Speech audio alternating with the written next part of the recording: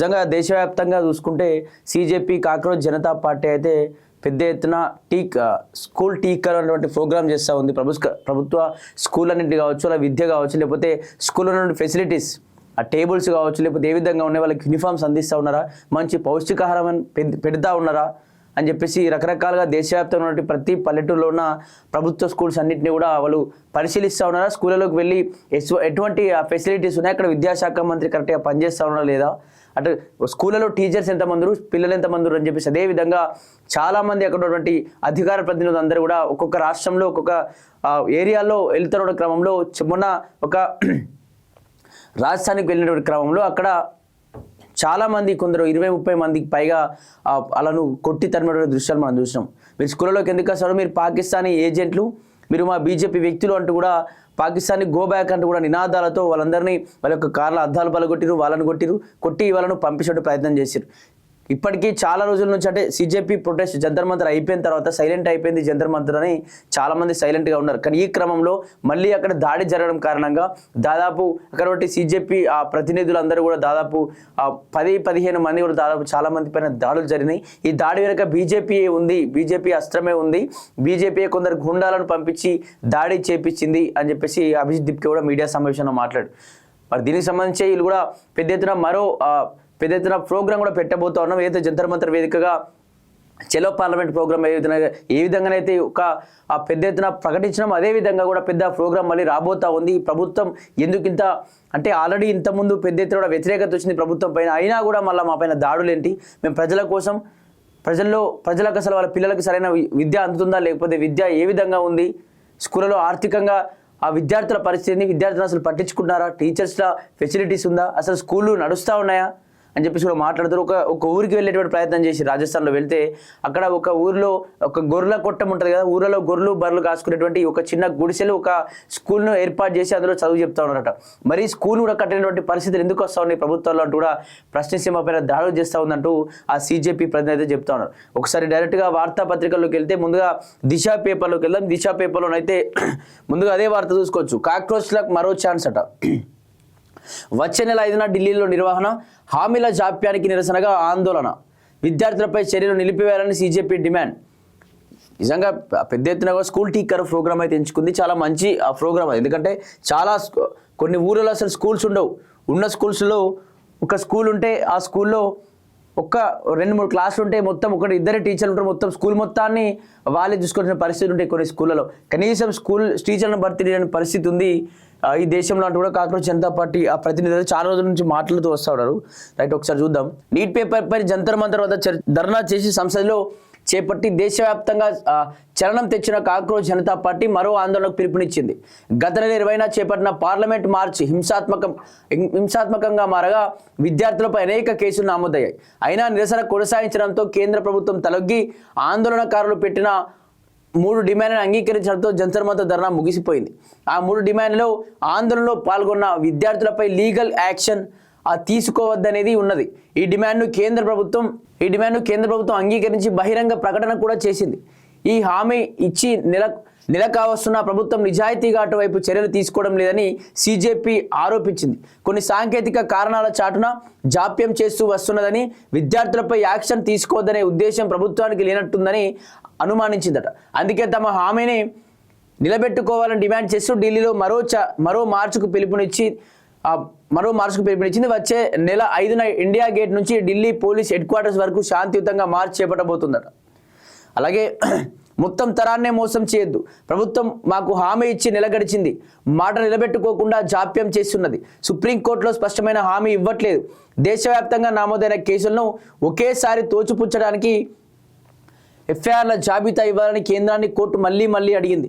మాకు రాతపూర్వకంగా ఇస్తామని హామీలను పెండింగ్లో పెట్టినట్టే సుప్రీంకోర్టు కూడా ప్రభుత్వం స్పష్టమైన సమాధానాన్ని ఇవ్వలేదు. ఇదిలాగే కొనసాగడాన్ని వీల్లేదు, మా ఓపికను బలహీనతను భావించొద్దు, మా సదభిప్రాయాన్ని మమ్మల్ని మోసపుచ్చడానికి అవకాశంగా తీసుకురావద్దని చెప్పేసి సిజేపీ ఒక ప్రకటనలో పేర్కొందట. జంజీపై విశ్వాసఘాతానికి పాల్పడుతున్నదే స్పష్టమైన సూచనలు కనిపించిన నేపథ్యంలోనే మేము ఆందోళనకు పిలుపునిస్తున్నాం. గత నెల 25న ఉమ్మడి ప్రకటనలో ప్రభుత్వం ఇచ్చిన హామీలను మేము విశ్వసించాం, అందుకే దేశవ్యాప్త ఆందోళనను విరమించాం. ఇలా ఈ మొత్తం తరం మించిన విశ్వాసాన్ని, నమ్మకాన్ని ప్రభుత్వం వమ్ము చేయొద్దు, వారిని ఇంటికి పంపి ఆ తర్వాత మౌనంగా హామీలు వెనక్కి తీసుకోవద్దు. నీట్ లీకేజ్ వల్ల ఆత్మహత్య చేసుకున్న విద్యార్థులు, కుటుంబీకులు సంసద్ చెలలో పోలీసుల బలప్రయోగ బాధితులు ఈ మార్చుకు నేతృత్వం వహిస్తారు. భారత యువత, విద్యార్థులు, యువజన సంఘాలు, విద్యార్థి సంఘాలు పెద్ద సంఖ్యలో హాజరై ఈ మార్చును విజయవంతం చేయాలని స్పష్టం చేసినాడు. అదేవిధంగా రాజకీయాలు కాదు, పిల్లల భవిష్యత్ కోసమే. సోషల్ మీడియాలో వీడియోలో కనిపిస్తున్న స్కూళ్ల పరిస్థితులపై తీవ్ర ఆందోళన కలుగుతున్నాయి. ఇంతటి దుస్థితిలో స్కూళ్ళలో మన పిల్లలకు చదువు బలవంత పెడుతున్నాం, జంతువుల కంటే అధ్వానంగా వారిని ట్రీట్ చేస్తున్నామని అభిజిత్ దీప్కే పేర్కొన్నారు. పాఠశాలకు యుద్ధ ప్రాతిపదికన మెరుగుపరచాలని, అంతకు ముందు ప్రస్తుత పరిస్థితులపై ప్రజలకు ఒక క్లియర్ పిక్చర్ ఇవ్వాలని తెలిపారట. ఇవి రాజకీయాలు కాదు, ఏ ప్రభుత్వానికో వ్యతిరేకము కాదు, ఇది కేవలం మన భవిష్యత్ కోసం చేస్తున్న ఆరాటమే. ప్రతి పిల్లాడికి సురక్షితమైన తరగతి గది, శుభ్రమైన తాగునీరు, వాష్రూమ్, కూర్చోడానికి బెంచ్, బోధన కోసం ఉపాధ్యాయులు కూడా ఇవ్వాల్సిందే అని కూడా స్పష్టం చేస్తున్నారట.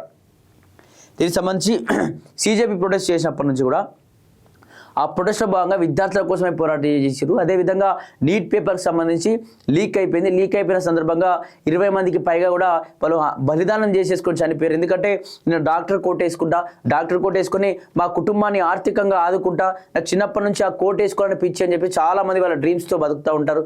ఈ నీట్ ఎగ్జామ్ రాస్తే నేను గట్టెక్కితే నేను డాక్టర్ అయిపోయినట్టే అని చెప్పేసి చాలామంది అనుకుంటారు. తన పేరెంట్స్ కూడా చాలా ఇన్ని రోజులు చదివించాను, నా కాళ్ళ కష్టం, రెక్కల కష్టంతో పెంచాను, కానీ ఇప్పుడు నా కొడుకు, నా కూతురు వాళ్ళే నన్ను సాధతారు, నేను కొంచెం రెస్ట్ తీసుకోవచ్చు అనేటువంటి సందర్భంలో వాళ్ళు ఆత్మహత్య చేసుకోవడం వల్ల కుటుంబం మొత్తం కూడా కుంగిపోయింది.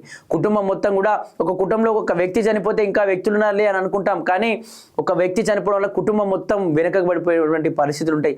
ఆ కుటుంబం మొత్తం ఏం పని చేయకుండా మెంటల్లీ కూడా అప్సెట్ అయ్యేటువంటి పరిస్థితులు ఉంటాయి. నిజంగా దీనికి సంబంధించి వాళ్ళకు న్యాయం చేయకపోగా మేము పోరాటం చేస్తే మూడోసారి ప్రభుత్వం దిగొచ్చి ధర్మేంద్ర ప్రధాన్ రాజీనామా చేయించింది. అయిన తర్వాత కూడా మళ్ళీ స్కూళ్ళ విషయానికి వస్తే ఎక్కడ కూడా ఫెసిలిటీస్ సరిగా లేవు.